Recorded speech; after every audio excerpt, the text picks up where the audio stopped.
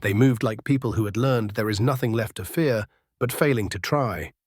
The corridors stretched and shrank around them, but Ilara had the ship's blueprints printed onto her bones.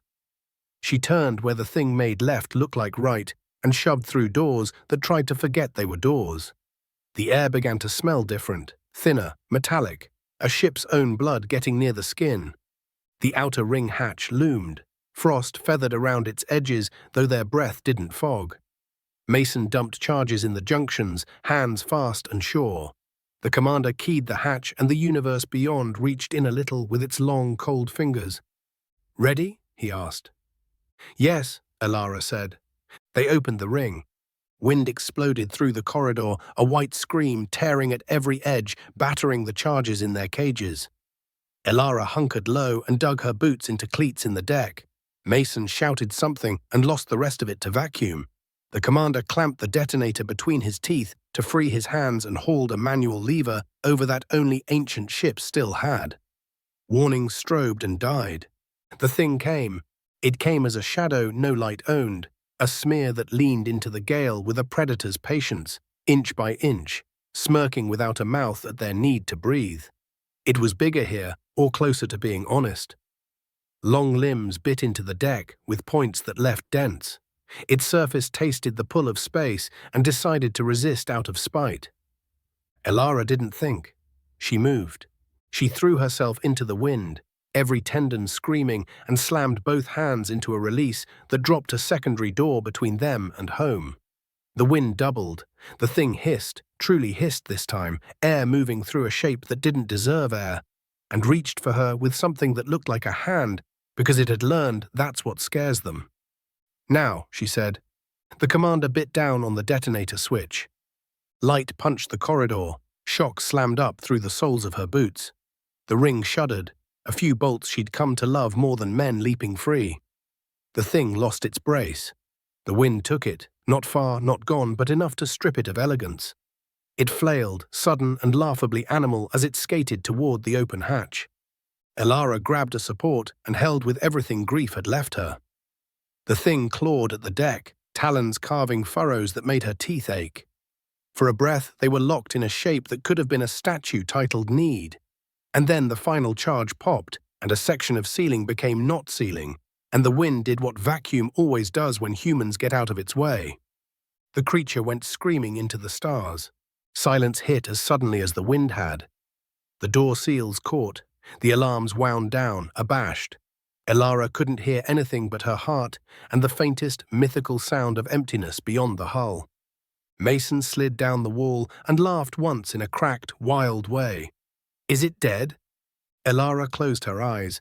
In the muscles along her jaw, the shadow of an answer shrugged. "No," she said, "but it's not here." The commander looked at the scratches the thing had left dug into his ship, and then at Ilara's face. And whatever he'd built to keep himself moving cracked at the edges. "We go home," he said. They sealed the ring. They crossed back through a ship that had learned how to be a labyrinth, and now reluctantly remembered how to be a path. Ilara felt every step like a measure in a song she would hum for the rest of her life.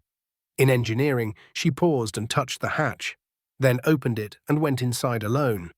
She sat by the purge lever and the body on the floor and listened to the ship breathe. After a while, she stood and did the work the living owe the dead. The Odyssey turned its nose toward the black that led inevitably to stars. The planet shrank to a bruise under clouds, then to a coin, then to a memory. In the cockpit, Mason watched numbers behave as numbers should and didn't crack a joke once. The commander stared at the nothing ahead until it looked back at him and blinked first.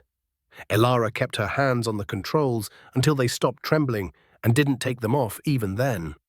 Hours later, when the hum of the drive had softened from an alarm to a lullaby, the intercom clicked. Ilara didn't look up. She only said very softly, "No." The speaker hissed and sighed, and then, without the pretense of a stolen voice, the thing's attention leaned in close enough to fog the glass of her mind. "Closer," it murmured, a word like a finger sliding along a spine. Ilara smiled without humor and kept her eyes on the vector and said with all the quiet she had left, "We're not the ones falling anymore." The speaker clicked and went dead. Somewhere behind the ship, in the dark between worlds, something vast and patient decided whether to follow. It had all the time there ever was. So did grief, so did love, if it remembered how. Elara held course. The Odyssey drew a thin white line across a black page, and the universe read it and read it again. She thought of Jonah's stupid, brave grin and the way his hand had felt when it tried to memorize the shape of hers. She thought of the way the thing had turned its head as if her fear were a collectible. She thought of the next crew that would answer a beacon. She wanted to warn them and knew she couldn't. The commander slept sitting up in the co-pilot's chair, finally too human to pretend the body didn't have limits. Mason dozed with his feet on the console and his hands still curled in a shape that remembered levers. Elara watched the stars get marginally closer and listened to the ship hum a song about living long enough to carry scars. When the comm crackled again, hours later, it was only static. She let out a breath she hadn't noticed she was holding and, after a long time, allowed herself to close her eyes. Not to sleep. Sleep belonged to people who believed in mourning. But to see the line of the corridor where she had made a mistake and look at it until it made a different shape. She failed at that. She would fail for a long time. Eventually, she opened her eyes and the stars were still there. Set a course, the commander said, without looking at her, as if he had woken to the exact sentence he needed. Home. Elara nodded and did as he asked. The ship answered like it had been waiting for permission to forgive them. Engines rose. The line they drew grew brighter. When the next beacon called, it would be someone else's turn to decide whether to listen. Elara hoped they were kinder than she had been and wiser than she had become, and she knew both hopes were too generous for the way the world worked. She adjusted the course by 1/2 degree for no useful reason and sat back in a chair that knew the shape of her grief. And for a little while, the silence was only silence. The black smear on the floor twitched, curling into spirals that pulsed like veins under skin. Elara couldn't tear her eyes away. It's alive, she said quietly. Mason's face was pale. It's thinking. Jonah slammed his helmet back into place, his voice rising. We shouldn't still be here. That thing wasn't trying to get in, it wanted us to see it. We're bait on a hook.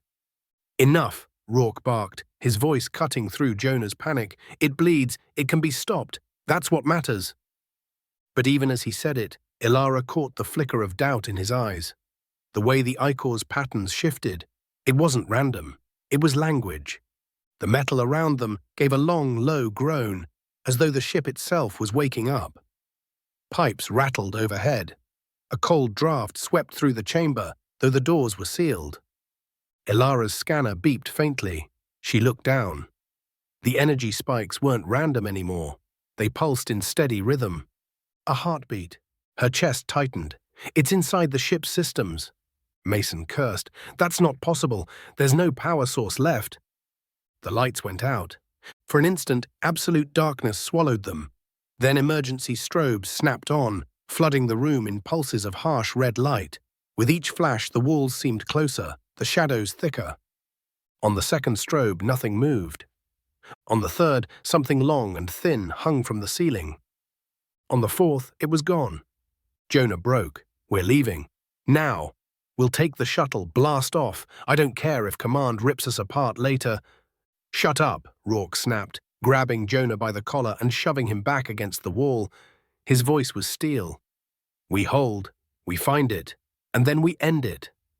Elara swallowed hard. Commander, what if ending it isn't possible? The next strobe flashed, and for that split second, every wall of the chamber was covered in faces. Human faces, distorted, frozen in screams, pressed out from the metal like wax figures trying to push through. When the light cut again, the walls were bare. Jonah sobbed, sliding down the wall. We're already inside it, he whispered. We've been inside it the whole time. Rourke didn't release Jonah until the younger man stopped shaking. His voice was clipped, military steel cutting through the dread. Weapons ready. We're not waiting for this thing to pick us off one by one. Mason gave a low, humorless laugh. You make it sound like we've got a choice. Elara's gaze was still fixed on the scanner, its readings spiking and dipping in unnatural rhythm. Her voice was calm but hollow. "We're not hunting it, Commander. It's leading us." Rourke squared his shoulders, refusing to yield. "Then we follow. Better to face it head-on than sit here waiting to die." Jonah's voice cracked. "You didn't see those faces in the walls. You didn't hear it whispering. This isn't a creature, it's something worse. You don't hunt nightmares." Rourke snapped his rifle into position. "Then we make the nightmare bleed." The words settled like iron. One by one they armed themselves again. Shaky hands, shallow breaths, every click of a magazine locking into place sounding too loud in the dead ship. For a moment, in that dim chamber, they looked less like explorers and more like cornered animals baring teeth. Elara was the last to rise. Her eyes met Rourke's. "If this goes wrong, we won't get a second chance." His reply was steady. "Then we don't give it the chance." The door groaned as it opened, revealing the corridor beyond, black, silent, endless. Their lights cut narrow tunnels through the dark, and together the crew stepped out, hunting shadows. They moved in formation through the corridors, rifles up, lights cutting thin cones across the steel. Every creak and groan of the ship was a threat, but with Rourke at the lead, the crew carried themselves differently. Not braver exactly, just less willing to die cowering. Mason's voice broke the silence first. "You know, I don't hate this. Feels good to point the gun at something, even if it's just shadows." Jonah muttered, "Keep telling yourself that." But his steps had steadied. Fear still gnawed at him, but it was tethered now by Rourke's iron certainty. They reached a junction where the ship's structure bent in on itself. Panels warped and twisted like the bones of some colossal carcass. The mist hung thicker here, coiling low to the floor. Elara checked her scanner.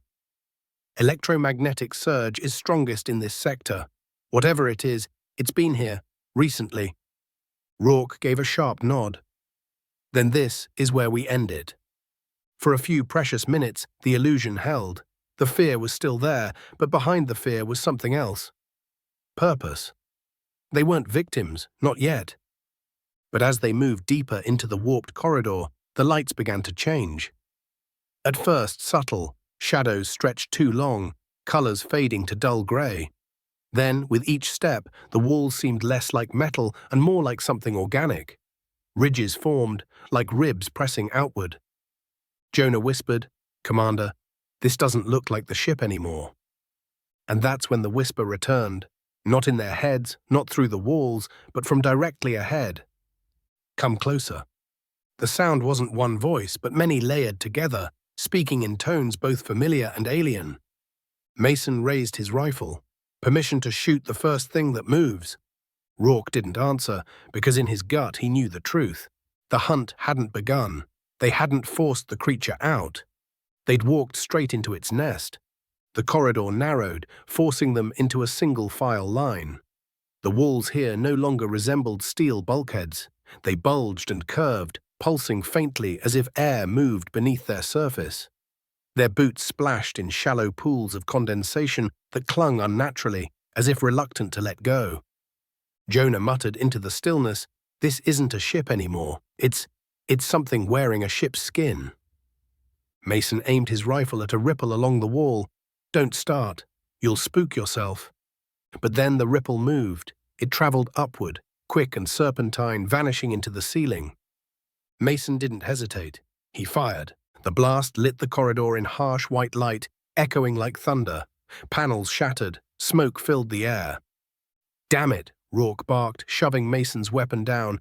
"You don't fire unless I give the order." "I saw it," Mason snapped back. "Don't tell me you didn't."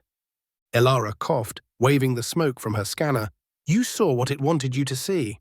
Her voice was sharp, but trembling at the edges. Jonah pressed himself against the wall, hands over his ears.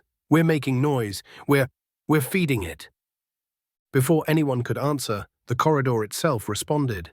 The floor trembled under their boots. From deep within the walls came a low groaning, a vibration that traveled into their bones. Then came the voices, not whispers this time, but clear and distinct, echoes of their own. Rourke's voice called from the dark ahead, "This way, safe here." Elara's voice followed, urgent, "Hurry before it finds us." Even Jonah's, ragged with fear. Please, don't leave me. All of them, their voices, coming from the corridor in front of them. Mason's hands shook on his rifle. That's us. It's using us. Jonah turned wild-eyed to the commander. We can't go forward. We can't. But Rourke, jaw tight, lifted his weapon. No, we keep moving. The ship groaned again, and in the next flash of the emergency strobes, something vast shifted in the distance. Watching, waiting. The corridor pulsed faintly with each flicker of the strobes, the walls seeming to breathe in rhythm with the crew's pounding hearts. Every step deeper made the air feel heavier, like moving through water. Then a voice came from the shadows ahead, Jonah's own voice. Jonah, help me, please. He froze, rifle shaking, visor sweeping side to side. That's me, he whispered. It's me out there. Elara touched his arm, firm but gentle. It's not you, it's a trick. But the voice came again, this time sounding weaker, desperate. Jonah, they left me behind. Don't let them leave you too. His breath hitched, sweat rolled down his temples inside the helmet. It knows what I think.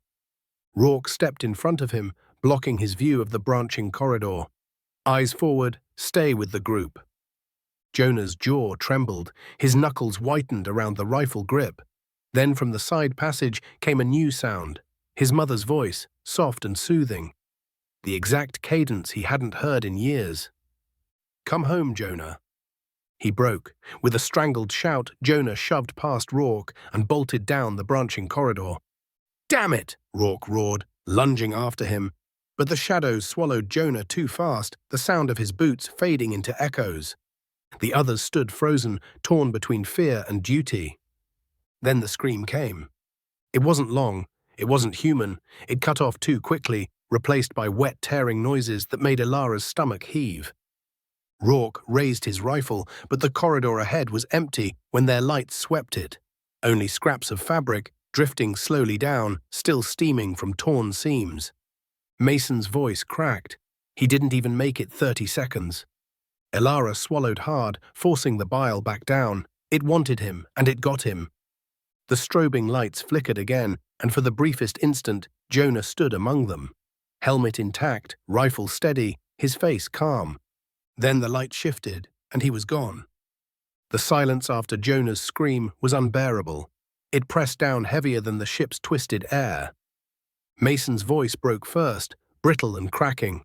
He's gone, just like that. We didn't even try to save him. Elara snapped back, sharper than she meant. What were we supposed to do, Mason? Run after him. That's what it wanted. We'd all be gone. Mason's eyes blazed. So we just leave him, let it chew him apart while we… Enough! Rourke's shout echoed in the corridor. His fists were clenched so tight the gloves creaked.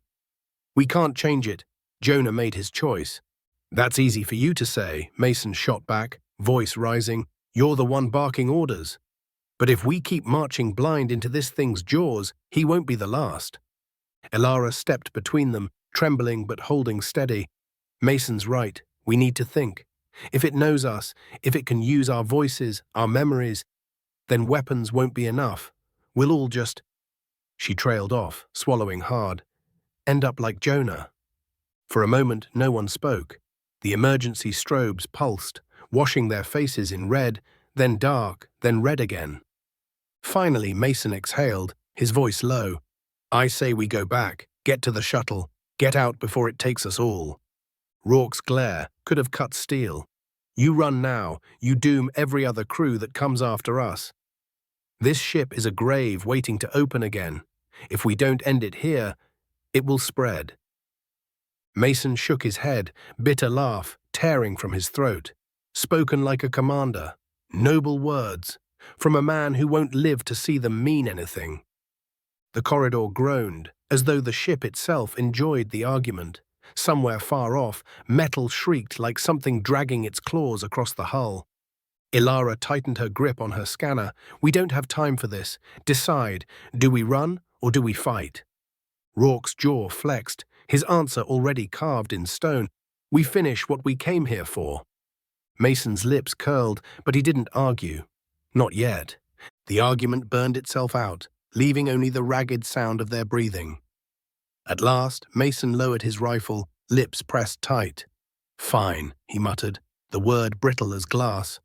"We do it your way." Rourke nodded once, curt and final, before turning his light deeper into the corridor. "Stay close, no more mistakes." They moved again, boots slapping faintly against the warped deck. Elara kept her scanner steady, watching the spikes twitch and pulse like a heartbeat. Jonah's absence hung behind them, a phantom in the shadows. Mason walked near the rear, silent. But his eyes weren't on the corridor ahead. They darted to the side passages, the hatchways, the faintly glowing emergency strips that might, just might, lead back toward the shuttle bay. His jaw worked, chewing on unspoken thoughts. When the others weren't looking, his lips moved. Just a whisper, too soft for anyone else to hear. "I'm not dying here for you." And then he forced his rifle back to the ready, his stride sinking once more with the others. They moved on, and the corridor narrowed until the walls brushed their shoulders. The metal wasn't smooth anymore. It had taken on a faint ripple, a texture that made Elara think of skin cooled after a fever. Their lights crawled over bulges and seams that hadn't been there earlier. The ship's hum seemed to slow and thicken, as if it were listening instead of running. Mason broke the silence first. "We're not walking a hallway," he said, voice tight. "We're mapping a stomach." "Eyes up," Rourke said, not looking back. His tone was clipped, disciplined. "If it wants us unnerved, don't hand it the win." Elara watched the scanner jitter and settle. The spikes no longer behaved like power noise. They came in clean pulses, too regular, too intentional. "It's stronger here," she said quietly. "Like this section is closer to whatever it uses for a brain." "That assumes it has a shape we understand," Mason muttered. "Maybe the ship's just a mask it learned to wear." "Then we pull the mask off," Rourke said. They reached a juncture where the corridor split in three. The left tunnel bent downward, swallowing their lights immediately. The right slanted toward a hatch, stenciled with a number that meant nothing anymore. Straight ahead, the floor was damp, reflecting their beams in a distorted double. Elara crouched and touched the damp with a gloved fingertip. It clung to the material like syrup before sliding away. "Condensation?" Mason asked. "Not the kind I like," she said, wiping her glove on her thigh. Rourke pointed straight ahead. "Center line. We don't get lost in its mazes." Mason didn't move. "You don't even know if this place has an end. We keep following your gut and we'll circle for hours while it eats around us." Rourke turned, and for a heartbeat Elara thought he might grab Mason again like he had Jonah. He didn't. "You want to go back?" he asked, too calm. "Go. Find the shuttle alone. See how that ends." Mason flinched. But anger flared in his eyes. "I want a plan that's not walk until something kills us." "There is a plan," Rourke said, pointing to the coils of cable running overhead like exposed nerves. "We follow the concentration, find whatever this thing is using to root itself, and burn it out." "With what?" Mason snapped. "Harsh language?" Elara cut in, keeping her voice level. "The oxytorch in engineering still has fuel. We passed a bank of cutting charges 4 junctions back. If we can force it into one corridor, we might cage it long enough to hurt it." Rourke nodded. "There. A plan. Now move." Mason looked away first. "Copy," he said, but the word came out like broken glass. They took the center passage. The damp deepened, collecting in shallow puddles that trembled even when no one stepped near them, as if breath touched their surfaces. Twice, the corridor lights brightened on their own, washing everything in a ghost-pale glow before dimming again. The third time, the lights stayed bright just long enough for Elara to see shapes layered in the metal. Hands pressed into the walls from the inside, fingers splayed, knuckles white. When the light fell back to normal, the impressions were gone, and her stomach didn't believe her eyes. "You saw that," Mason said, not asking. "I saw it pretend to be a ship," Elara said. "Keep moving." A shadow crossed the corridor ahead, quick and thin. Rourke halted, fist raised. The shape receded into a side maintenance trench, the slotted grating over it rattling once, then settling. Mason swallowed. "It's herding us." "And we're letting it," Rourke said. "Stay tight." They crept past the trench. Elara forced herself not to aim her light into the slots. The impulse to look felt like a trap, like there was a shape waiting that would fix itself behind her eyes if she gave it the chance. She kept her beam on Rourke's shoulders and counted his breaths to anchor herself in human rhythm. Something tapped under the grate anyway. 3 thoughtful knocks, perfectly spaced. Mason flinched and swung his rifle down. Permission. No, Rourke said flatly. A meter later, the maintenance slots ended, and the corridor opened into a broader junction lined with dead consoles. The panels were old, edges dented, screens grimed with dust. As the 3 of them stepped into the room, the consoles brightened one by one in a ring, lighting like a theater cue, until they stood in the middle of a circle of weak green glow. Words bled up through the dust on the nearest screen, not letters at first, just scrolling noise. Then the noise contracted, sharpened, resolved into a phrase. We learn you. Another screen pulsed. We wear you. The far display flickered and drew a face in jagged lines. Not any one of theirs, an amalgam of features, as if the ship were mashing together all the faces it had ever seen into something that almost resembled a person. The mouth line twitched, seeking a smile and failing. Mason's laugh came out thin. It's doing poetry now. Don't read it, Elara said, eyes on the coils above. Don't even give it the courtesy. Rourke's head cocked. He was listening to something she couldn't hear, or maybe he was listening to nothing on purpose, because nothing was safer. Torch? He asked. Engineering's below this ring, Elara said. Ladders near the port spine. Good, Rourke said. We're not leaving until we make it bleed. Mason's patience finally cracked. You keep saying that like it's proof we can win. I don't think it cares if it bleeds. I don't think blood means the same thing to it. Rourke's gaze was steady. You have a better idea? Yeah, Mason said, chest heaving. We stop pretending we're soldiers. We cut and run.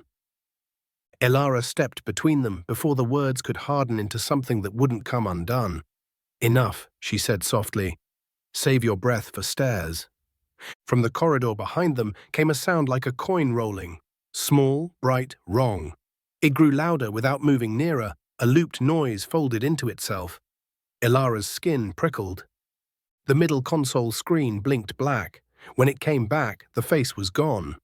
In its place, a single line crawled across. Come closer. Rourke lifted his rifle. We make it come to us. He moved to the nearest junction and kicked a crate into the doorway, then dragged a second to stack, building a funnel. Elara knelt and set 2 of the miniature cutting charges on the floor grid, arms working on their own, while her eyes kept circling the room. Mason hovered at the far door, jaw clenched, weapon trained down the hall like a man minutes from bolting. On my mark, Rourke said. We ping the motion sensor, draw it into the lane, and light it up. Elara, already set, she said, finishing the last magnetic clamp. When it crosses the grid, I hit the torch. If it recoils, you pin it against the crates. Mason didn't move. Bad plan, he said, but I don't have a better one. Rourke took that and pretended it was agreement. 3, 2. The ceiling above the funnel bloomed open like a wound. A black limb uncoiled and speared down between the crates, hitting the floor with a sound like wet rope. Elara didn't think. She thumbed the torch and a spear of blue-white flame roared up, bright enough to paint the console's bone white. Heat punched her face. The limb jerked, skin blistering, surface boiling from black to slick grey. The smell wasn't like burning flesh, it was like old electric parts cooked until they wept. Rourke fired into the joint. The limb spasmed, slamming sideways hard enough to knock the stacked crates into splinters. A second limb licked out of the torn ceiling, more a concept than an arm, and flicked the rifle from his hands with insultingly casual grace. Mason swore and emptied 3 shots into the hole. Something retreated just beyond their beams, smearing itself into the dark, like oil pressing into cloth. The first limb didn't recoil. It flowed, the burned surface skinning itself off in ragged curls as fresh blackness surfaced underneath. Elara shoved the torch forward until the flame kissed the torn ceiling. The metal glowed. The limb ripped back with a noise that set her teeth on edge. For a heartbeat, she saw deeper past the rupture. Not guts, not cables, but a space that contained nowhere. A hollow where light behaved badly and corners didn't meet. Her stomach turned over. She staggered, cutting the flame so she wouldn't fall into it. The rupture sealed without moving, like a mouth deciding to be shut. The room fell back into the ship's old, hateful quiet. The ring of consoles dimmed to embers. Rourke retrieved his rifle with hands that didn't shake. "It hates fire," he said, breathing hard. "Good." Mason's eyes flicked from the closing seam to the black smear wrinkling on the floor. "It learned to hate fire, you mean? Give it a minute and it'll learn to like it." Elara cut the torch and listened to the cooling tick-tick of heated metal. Her heart was a fist in her throat. She swallowed and found enough voice to speak. "Engineering's 2 levels down. We pull every tank and torch we can carry." Rourke nodded once. "Move." They backed out of the junction in a tight wedge, the room's consoles winking finally to dark, as if disappointed. In the corridor, the damp on the floor had grown deep enough to leave ripples. Their boots lifted strings of it that snapped back with little sounds. Elara refused to imagine the damp remembering their steps. At the ladder well, Mason hesitated a fraction too long, staring down into the square of darkness that smelled like metal and something sweet beneath it. Rourke took the first rung, dropping fast, rifle angled. "With me," he called. Mason followed, then Elara. The well walls were close enough to scrape her elbows through her suit. Halfway down, the intercom clicked and hissed, then gave them Rourke's voice from somewhere above them. "This way, safe here." Rourke paused on the ladder and looked up into the gloom. "Ignore it," he said evenly. "That's not me." Mason's breath rasped. "What if it stops pretending to be us and starts pretending to be the ship?" he asked. "What if when we hit the purge again, it opens doors we didn't pull?" Elara reached the next platform and swung off, scanning the engineering ring beyond. "Then we stop giving it levers to pull," she said, not sure whether she believed herself. They stepped into engineering, and the temperature dropped like a mouth opening. Rows of tanks stood like squat ghosts, pale under dust. The far wall had buckled where some force had tried to make a right angle out of a curve. Elara crossed to the tool cage and keyed it open with shaking fingers. Mason hovered near the door. "Fast," he said. "Fast, fast." A shape passed the doorway behind him, just a smear of dark against darker. Mason spun and fired through the frame. Metal screamed. Sparks fell like brief stars. Rourke didn't shout at him this time. He only crossed the room in 3 strides and put his back to the door, rifle up, eyes sweeping. "Gather, move." Elara slung 2 tanks and a coil of hose over her shoulder. The weight steadied her. She handed Rourke a second torch handle, and he clipped it to his belt without ceremony. Mason took a tank with fingers that had gone almost still.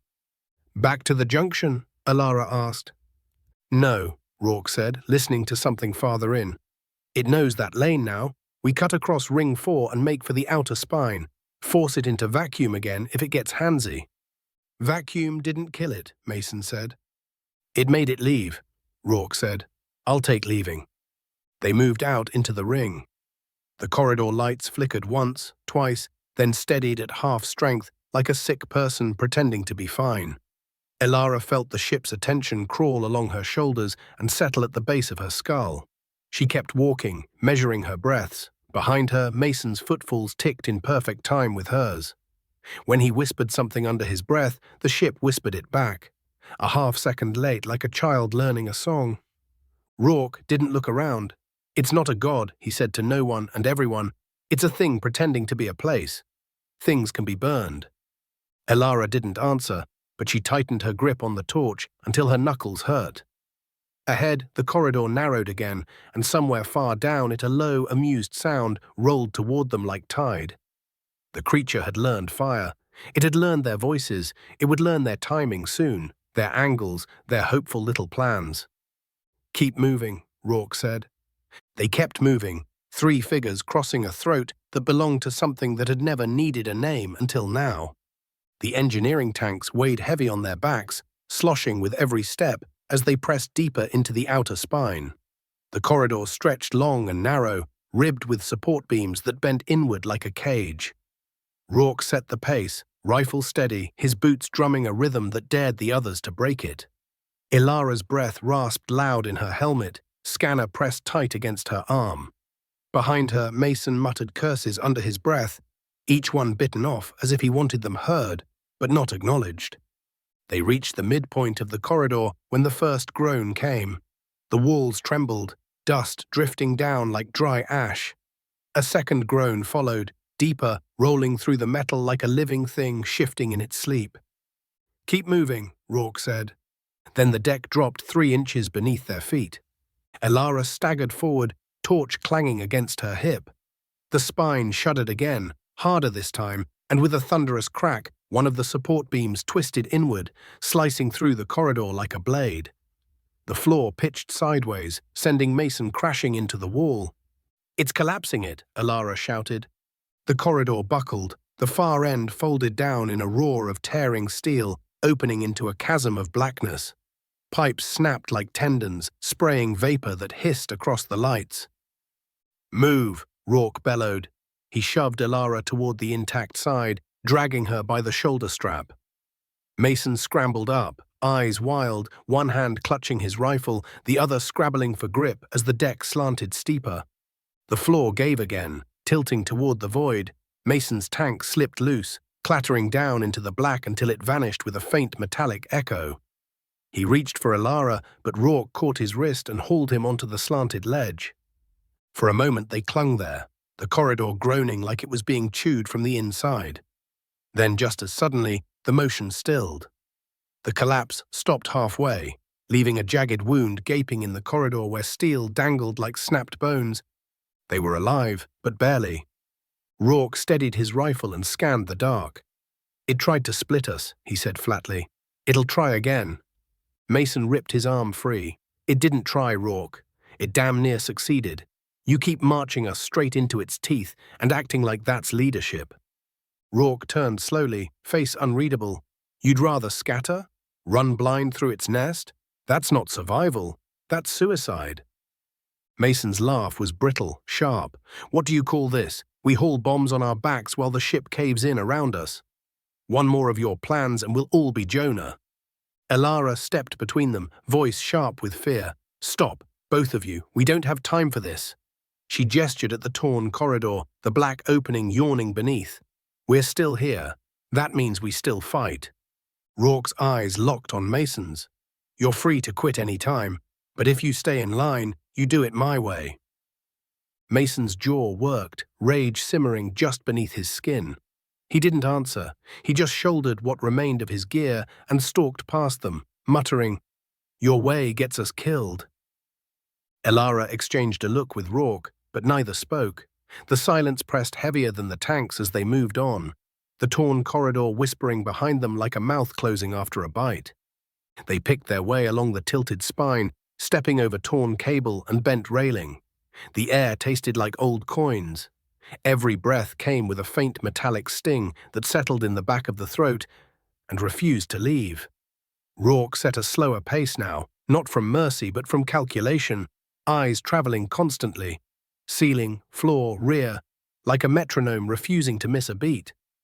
Ilara counted his cadence to keep her nerves from fraying, matching her steps to the tap of his boots. Behind them, the broken corridor moaned as metal cooled, a wounded animal's breath dwindling into silence. For a while, nothing tried to hurt them. That almost felt worse. The ship's hum grew soft and even, as if pleased.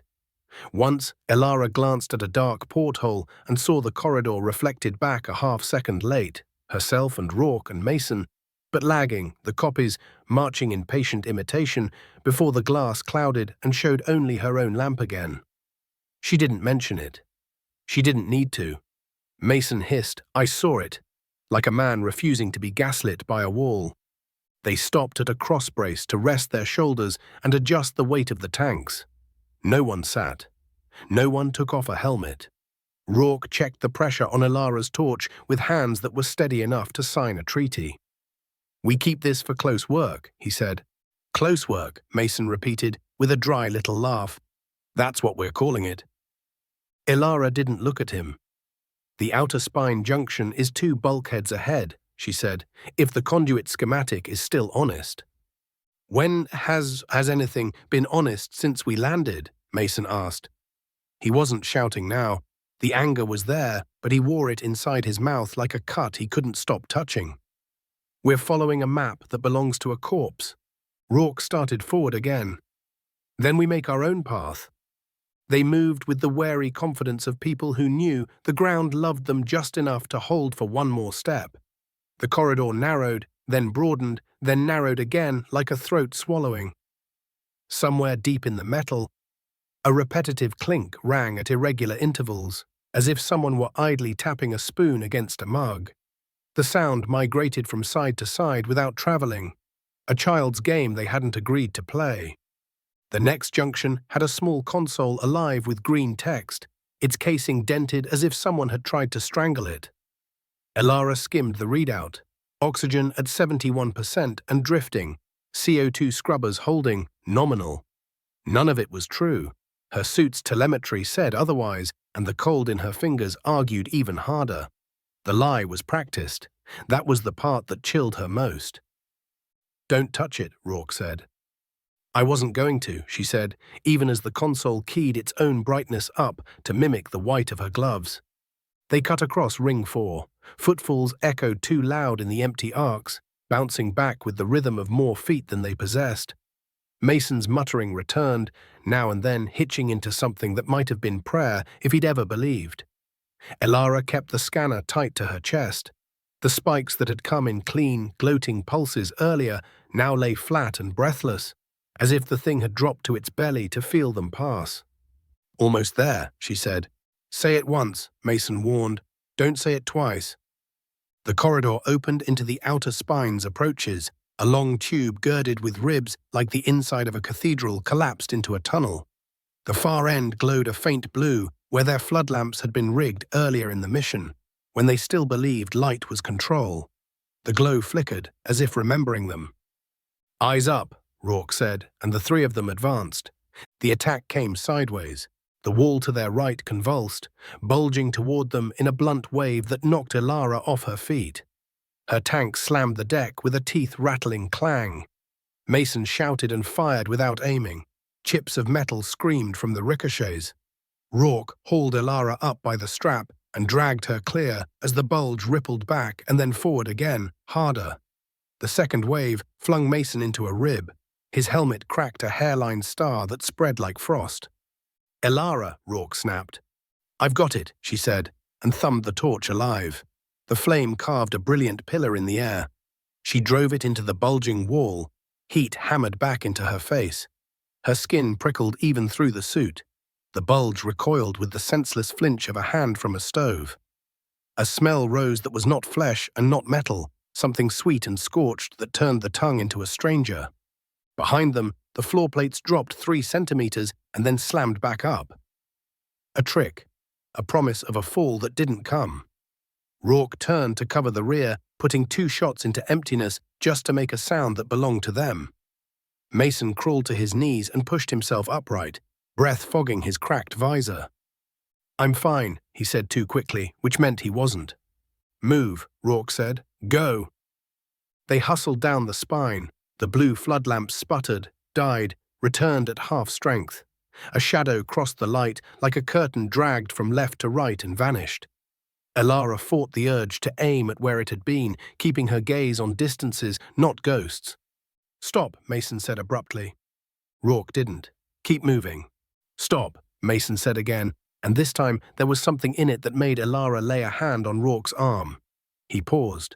Mason pointed at the cross ribs ahead, where grime had collected in shallow crescent smears along the inner faces. "Those weren't there when we came through."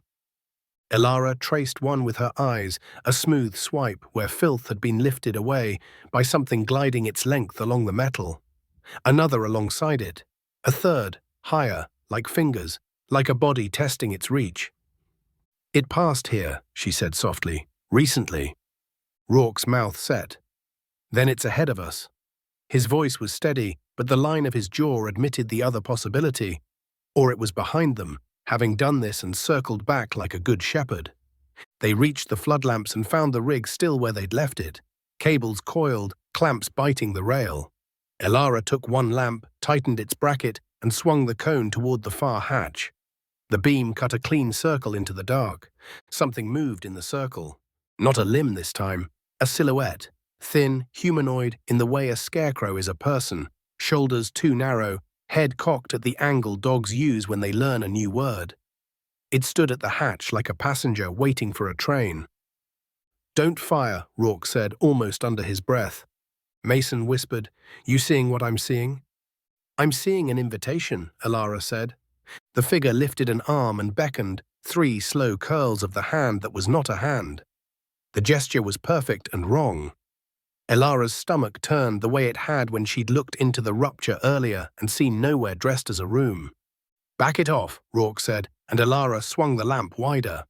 The circle of light enlarged and the silhouette thinned, not by receding, but by letting the light pass through it, as if it had discovered a new way to be unlit. When she tightened the beam again, it was closer. Rourke took one step forward and the figure took none, yet it was nearer still, occupying the same slice of air it had before, claimed like a seat saved with a coat. Mason hissed through his teeth. "Elara," Rourke said quietly, "on my mark, flood that hatch with the torch." "Ready?" she said, flame angled down to spare them the first kick of heat. The figure leaned its head. A voice slid along the railings, soft as cloth. "Closer." "Now," Rourke said. Elara lit the weld and swept the flame across the hatch. Heat rolled, silvering the metal.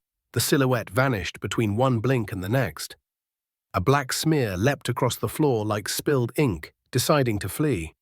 Mason fired into it, and the bullet sparked, walking a bright line that cut nothing. Rourke kept his rifle steady and didn't shoot again. There was nothing to own with bullets. The smear skittered up the wall, found a seam, and slid into it the way a breath slips between teeth. "Keep going," Rourke said. His breath sounded raw now, scraped by command. They crossed the threshold the thing had abandoned. On the other side, the air changed, colder, thinner, laced with that sugary, burnt smell that made Elara think of carnival candy left too long over heat. Her lamp caught long scores down the bulkhead like a rake had been drawn once, slowly, from ceiling to floor. "Is this the outer vent line?" Mason asked. His voice had flattened into something that could be sarcasm or damage. "It feeds the ring," Elara said. "If we can open these without it opening something else, we can get fresh vacuum for a purge. It didn't like that last time." Rourke checked the manual valves, heavy steel wheels set into the wall at shoulder height. The first refused to turn. The second gave a grudging squeal, then jammed. The third moved freely, spinning with a harmonica wail that made Elara's molars throb. Far down the corridor, a hatch clanged in answer. Mason took a step back. That sounded like it said "please" in metal. "Help me with this one," Rourke said, and Elara leaned into the wheel with him. It budged, then slipped, then turned a quarter and stuck as if a hand on the other side were holding it. She set her teeth and pushed harder. It turned. The corridor breathed. A cold wind slipped over their boots and up their legs, a promise of emptiness gathering its courage. Then the lamps went out. Not a flicker, not a fade. One heartbeat of light, the next a darkness so complete Elara felt it press against her eyeballs. Her suit lamp snapped on, a fraction late, throwing a cone the color of bruises. Rourke's beam cut to her left. Mason's came up shaking. Between their lights, something tall and very still stood where no one had stood a second ago. "Elara," Rourke said in a tone so calm it sounded like yesterday. "Step back to me. Now." She didn't argue. She moved one foot, then the other. The tall shape didn't move at all. As her beam slid across it, texture tried to resolve. Ribs that weren't, skin that learned wrinkles it didn't need. A hollow where a face might rent itself from shadow if it wanted to be kind. It didn't want to be kind. "Closer," it said, but the word came from behind them this time, down by their knees, whispered into the seam of the floor. Mason swore in a voice that unscrewed itself. "It's everywhere." "Hold," Rourke said. "On 3 we burn right. We go through, not back. 1. The floor buckled under their boots and the tall shape tipped, not falling but re-choosing its axis like a picture hung straight by an invisible hand. Ilara tasted metal so sharp it flashed white behind her eyes. She felt Mason's shoulder brush hers and knew without looking that his weight had shifted. Not to brace, but to turn, to bolt. "Two," Rourke said, voice rising. Ilara reached blindly and caught the edge of Mason's tank strap. "Don't," she said, and the single word carried all the warning the ship wanted to hear. "Three," Rourke said, and she lit the torch. The flame leapt and kissed the dark. The tall shape recoiled, folding like paper. Rourke drove forward through the heat, a human shape against something that preferred none. Mason followed because her hand didn't let go, swearing into his teeth, boots slamming like a heartbeat trying to keep up. They broke through to the far side of the hatch and slammed the manual lever. The valve shrieked closed. On the other side, the dark pressed its hands against metal and smiled without lips and let them go, for now. No one spoke. Their breath soared in their helmets. Ilara shut off the torch and listened to the silence to see if it had changed color. It hadn't. Not yet. Rourke finally said, in a voice that was more tired than angry, "We keep moving." Mason didn't argue. He only nodded once, quick, the movement of a man saving his breath for later fights, and fell in behind them. The corridor ahead narrowed to a manageable misery. The creature had learned again. So had they. And the spine waited, and the valves waited, and beyond those, the cold black freedom that didn't care whether either side deserved to win. They didn't speak for a while after sealing the hatch. Each of them moved with the careful, deliberate pace of people checking themselves for missing pieces. Ilara patched the star in Mason's visor with a smear of resin that clouded but held. Mason muttered about the taste of burnt sugar still clinging in his throat, spitting into the side of his helmet filter like it would help. Rourke just checked his rifle, every click and snap echoing louder than it should have. For a moment, things felt almost normal enough to pretend. Then the comm crackled. Static at first, then a breath, then Jonah's voice. "Keep moving." Ilara's heart stuttered. The voice was thin, as if dragged across broken glass, but the cadence was perfect. Jonah, who'd been swallowed by the black hours ago. Mason spun. "That's him. You heard it." "No," Rourke said flatly, but too quickly. The comm popped again. This time it was Ilara's voice repeating back her own words. "We're still here. That means we still fight." The exact phrase she'd spoken at the collapse, warped and slowed, echoing like it had been learned and replayed. She killed her mic with a sharp motion. "It's pulling us apart." Mason laughed without humor. "You think it needs to? We're doing a good job of that ourselves." They moved on, shoulders hunched, lamps sweeping, shadows danced ahead, not flickering from their lights, but moving on their own. Long, slender limbs sliding around corners just out of reach. Sometimes they seemed to move against the beams instead of with them, like negatives printed wrong. The corridor narrowed, ribbing closer until it felt like stepping through a throat. The walls were slick with condensation, beads trailing down in parallel lines that resembled script, though none of them dared look too long. Mason's voice dropped to a near whisper. "This place isn't metal anymore. It's wearing metal." "Shut it," Rourke said, but his own beam jittered as if his grip wasn't steady. They reached a junction where the ship's design gave way to something else. The walls bowed outward, arching into a chamber that hadn't been on the schematic. The ribs bent too smooth, too organic, and the deck beneath their boots had a spring to it that was wrong. At the center stood a bank of consoles that flickered to life as they entered, casting green light across their suits. The screens showed fragments, Mason's face twisted in anger, Rourke's profile etched with exhaustion, Ilara's hands stained red, though she knew they weren't. Each image dissolved into static and returned again, over and over, like a warning or a promise. Mason barked a laugh and pointed at Rourke's reflection on the console. "That's your great command, right there, hollow and half dead." Rourke didn't take the bait. "It wants us to believe it owns us." Ilara stepped forward, eyes locked on the console showing her hands. They shook as she lifted one glove, holding it beside the screen. The image on the console trembled the same way, then curled into a fist a split second before she did. Her stomach dropped. "It's not showing us," she whispered. "It's predicting us." The lights flickered, The air dropped 10 degrees, and the chamber seemed to lean inward as if listening. Then, from the far wall, something scraped, slow, deliberate, the sound of bone against bone. The fragile calm was gone.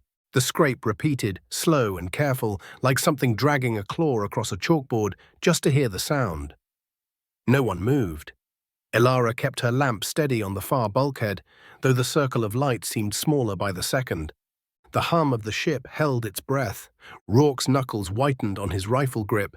Mason's eyes darted between shadows, lips moving without sound, a prayer or a curse. The scrape became 2 scrapes, then 3.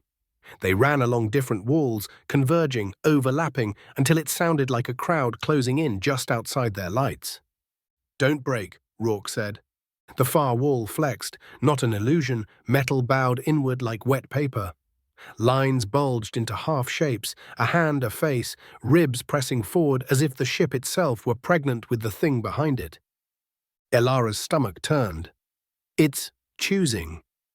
The wall peeled, a strip of plating curled back, spilling darkness thicker than the rest of the room. Out of it pushed something long and jointed wrong, fingers stretching too far, knuckling against the deck with a sound like wet rope. Mason fired. 3 rounds sparked against the wall, none hitting the limb, but the noise was enough to make the shape pause. The pause was worse than an attack. Then, with a sound like laughter smothered in water, the limb slid back into the opening. The wall sealed, smooth again, as though nothing had ever pressed from behind it. Silence fell. Mason broke first, voice hoarse. "It's toying with us. It could have finished it right there." Rourke's jaw tightened. "Then we make sure it doesn't get another chance." But Elara couldn't shake the thought that the creature wanted them to keep moving. Wanted them in deeper, closer, until the ship was no longer ship at all. Mason broke the silence first, voice ragged. "You saw it. You both saw it. It played with us. And you still want to march deeper like good little soldiers." Rourke didn't flinch. "You think turning back is safer. It knows these corridors better than we ever will. We stop moving, we die slower. That's all." "That's not strategy," Mason snapped, his lamp jittering over the walls. "That's suicide dressed in orders. We're being herded, Rourke. Every step we take, it's laughing." Elara tried to cut in, softer. "Arguing here won't help. If it comes back—" Mason swung toward her, not unkind but desperate. "Tell me you believe him. Tell me you don't feel it pushing us where it wants us." Her throat tightened. She wanted to lie, to soothe, but the slick curve of the walls whispered otherwise. "I feel it," she admitted, "but we can't freeze. If we do nothing, we're already dead." Rourke nodded once, a soldier's acknowledgement. Mason cursed under his breath and punched the bulkhead. The sound rang too loud, echoing back in a dozen angry voices. He recoiled like the wall had struck him back. "We keep moving," Rourke said again, steady. "Not because it wants us to, because it doesn't get to choose." Mason's jaw worked, but he didn't answer. At last he fell into line, muttering like a man walking willingly into a snare. Elara lingered between them, feeling the tension like a live wire stretched across her shoulders. They pushed deeper, lamps cutting into corridors that no longer matched any blueprint. The ship was becoming something else, reshaping itself as they advanced. Floors dipped where they should have been level, walls curved with the wrong kind of symmetry. The air smelled faintly of ozone and spoiled sweetness, as though the thing's breath was leaking through the steel. Elara kept her eyes forward, but in her chest she knew Mason was right. The deeper they went, the closer they drew not just to the heart of the ship, but to the heart of whatever wore it. They found a narrow maintenance tunnel branching off the corridor. Tighter, more angular, lined with pipes that hissed faintly with recycled air. It looked ordinary, not twisted, not bending in wrong shapes. For the first time in hours, it felt like ship, not skin. They ducked inside, lamps dimmed to save power. The space forced them close, shoulder to shoulder, and for a moment the silence wasn't quite so heavy. Elara sat on a pipe bracket, catching her breath. Her hands shook as she unclipped her helmet, letting stale air wash over her face. Mason slid down opposite her, rifle laid across his knees. He didn't meet her eyes at first. "You all right?" she asked softly. He gave a humorless grin. Define, all right. Still breathing, so that's something. You almost lost more than that back there, she said, nodding toward his patched visor. He finally looked at her, and for a second his bitterness cracked into something raw. Would have been easier.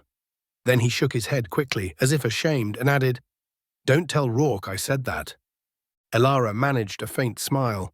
Wouldn't dream of it. Rourke stood at the hatch, watching the corridor beyond, unmoving, his presence pressed against them like another wall. Mason leaned closer, voice low. He doesn't see it. He won't admit it. But this thing. He gestured vaguely at the pipes, the hum, the ship itself. It's not just killing us. It's changing us. You feel it, don't you?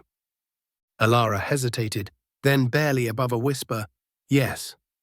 Their eyes lingered on each other, not long, but long enough for the quiet to thicken between them. It wasn't anything spoken or defined, but it was there, a thread strung too tight. Before either could speak again, the lights overhead flickered. Once, twice. Then they steadied, humming louder than before. Elara frowned. Power shouldn't even be running through this section. Rourke turned at that, his shadow stretching long against the bulkhead. Then we're not alone. On the floor beside Elara, something small gleamed. She reached for it without thinking, then froze. It was a dog tag, Jonah's. Her chest went cold. She'd watched him die. She knew it, and yet here it was, clean, unscarred, as though it had been left for her to find. Mason's jaw clenched as he stared at it. It's playing games again. The pipes around them creaked, a low groan rolling through the tunnel, and the sense of safety evaporated. The dog tag slipped from Elara's glove and clinked against the deck. The sound was too sharp, echoing down the tunnel like it had been struck against a bell. The pipes above them groaned again, this time in rhythm, like a breath being pulled through the ship's lungs. Then came a drip, steady, wet, splattering on the deck plates. Mason swung his lamp upward. A smear ran along the pipes overhead, thick and black, slowly winding toward them. It oozed against gravity, crawling sideways as if drawn to the heat of their bodies. "Back out," Rourke ordered, but the tunnel behind them sealed with a hiss. The hatch slammed shut without a hand touching it. Elara's pulse spiked. "It's closing us in!" The drip became a flood. Black liquid poured from a seam overhead, splashing across the deck. Where it struck, it steamed, leaving pits in the plating like acid. The air filled with a burnt metal stink. Mason fired into the ceiling. Sparks rained, but the stream didn't slow. The pipes shuddered like they were alive, rattling against their brackets. The liquid pooled fast, rising around their boots. It moved wrong, not spreading evenly but surging toward their legs, clinging, tugging. Elara kicked free once, twice, feeling it suction against her suit like grasping hands. "Torches!" Rourke barked. Elara fumbled for hers, thumbed the ignition, and a jet of flame roared out. The heat lit the tunnel in blinding orange. The black fluid recoiled, shrieking as if it had a voice of its own. Mason joined her, twin jets cutting a fiery path through the choking dark.